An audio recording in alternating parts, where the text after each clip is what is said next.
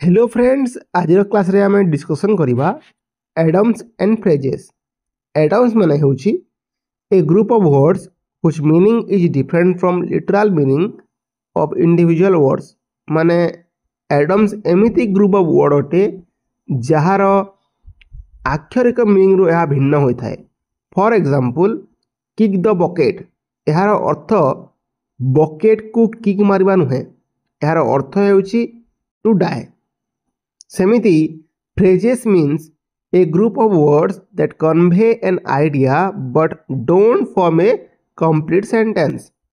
माने phrases एमिति group of word अटे जोटा कि गोटे आइडिया बा गोटे थॉट को एक्सप्रेस करे, मात्र यह गोटे कंप्लीट सेंटेंस क्रिएट करि पारे नाही।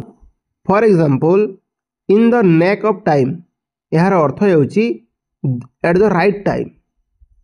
एबे देखिबा एही जो एडम एंड फ्रेजेस अछि याको हम केमिति मन रखिबा। Idioms never change form, idiom रो फॉर्म केबे चेंज होय नाही।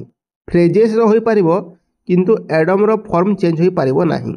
For example one in a blue moon, देखो one in a blue moon टा करेक्ट अछि किंतु one in a blue moon जदी कर दबा यह भूल हे जिवो। सेकंड रूल हेउची डोंट ट्रांसलेट लिटरली। जदि आम यहाँ वर्ड बाय वर्ड ट्रांसलेट करदेबा यह भूल हो, यार गोटे पर्टिकुलर अर्थ थाए जहाँ आमको मन रखा पड़ो। For example spill the beans, एथिरे बीन्स रो कोनोसी इन्वॉल्वमेंट नहीं, यार अर्थ हेउची reveal a secret.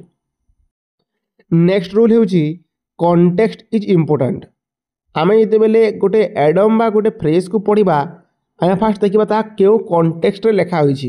For example on the ball, एथिरे बॉल रो कोनोसी इन्वॉल्वमेंट नहीं, यार अर्थ हेउछि alert and attentive. Next rule हैला यूज इन सेंटेंस। आम जिते बेले गोटे एडम बा फ्रेजेस को पढ़ा किंबा मन रखा चेष्टा करबा ताकू गोटे वाक्य रे परिणत करबा और मन रखा चेष्टा करबा। नेक्स्ट हेउछि एग्जाम स्ट्रेटजी।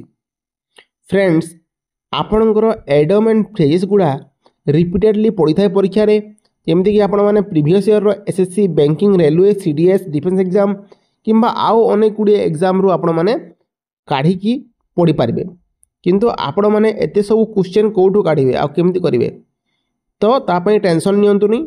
मु 50 T important Adam and phrases पढ़ाई देइछि, आपण माने चैनल रो पेज को जाई कि चेक करि पारिबे।